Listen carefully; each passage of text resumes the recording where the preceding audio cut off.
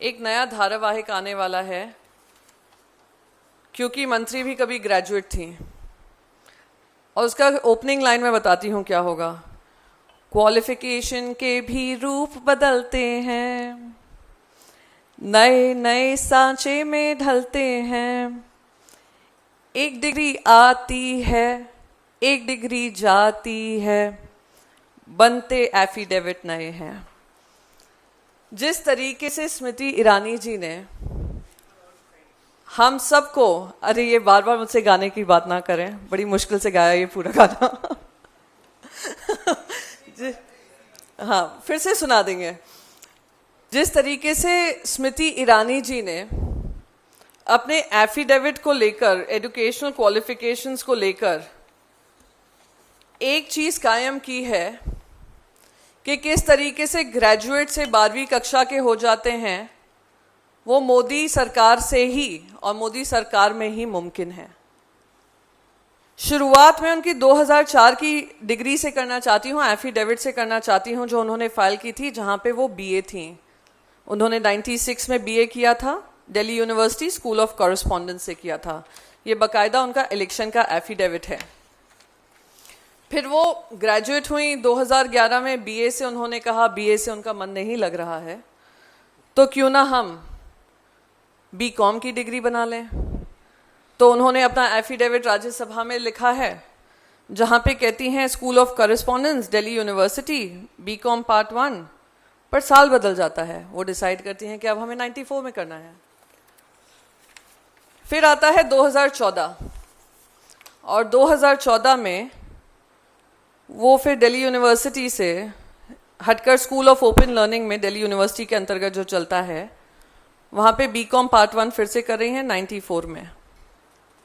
फिर उन पे सवाल पूछा जाता है कि आपके एफिडेविट में अलग अलग सवालिया निशान क्यों खड़े हो रहे हैं।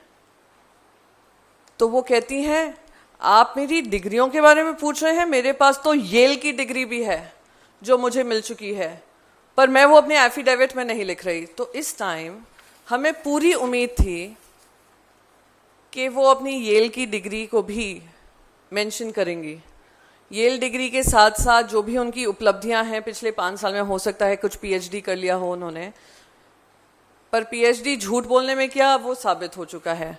और वो पीएचडी अब बताता है, क्योंकि आज देश के सामने, और मैं आपको बता दूं 2017 में जब राज्यसभा का वो नॉमिनेशन भर रही थी, वो गुजरात के इलेक्शन कमीशन ने डराया था, धमकाया था, क्या किया था। वो इलेक्शन कमीशन ने अब कुछ दिन पहले ही, जैसे ही हमने इस मुद्दे को उठाया, उन्होंने उनका एफिडेविट अपलोड किया है।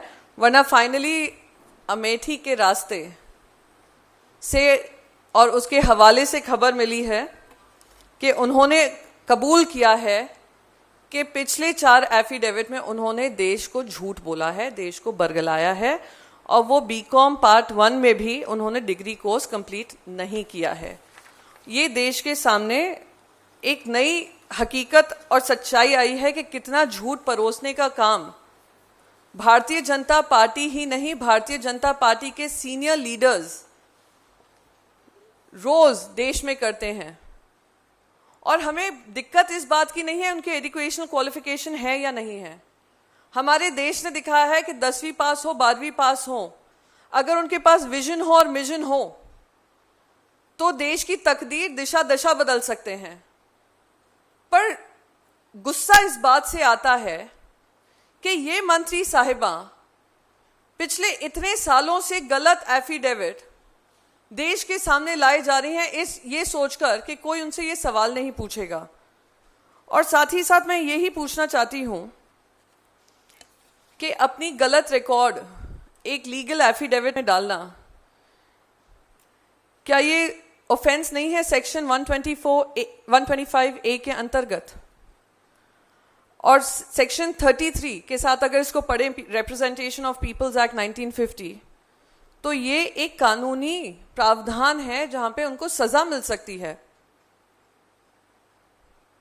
तो इस तरीके से अपनी पावर का इस्तेमाल कर कर हाई कोर्ट पे भी पाबंदी लगा देना कि आप लोग उनकी एजुकेशनल डिग्रीज को देश के सामने नहीं रख सकते हैं, मैं मानती हूं ये मिसयूज ऑफ अथॉरिटी भी है। तो क्यों ना हम यूनियन मिनिस्टर श्रीमती स्मृति ईरानी से कहें कि मॉरल अथॉरिटी के अंतर्गत अगर कोई मॉरल अथॉरिटी उनमें रह गई है वो स्टेप डाउन करें इमीडिएटली और उनका डिस्क्वालिफिकेशन क्यों ना माना जाए, जिस तरीके से वो देश को एफिडेविट के माध्यम से बरगलाने का काम अपनी एजुकेशनल डिग्री को लेकर कर रही हैं।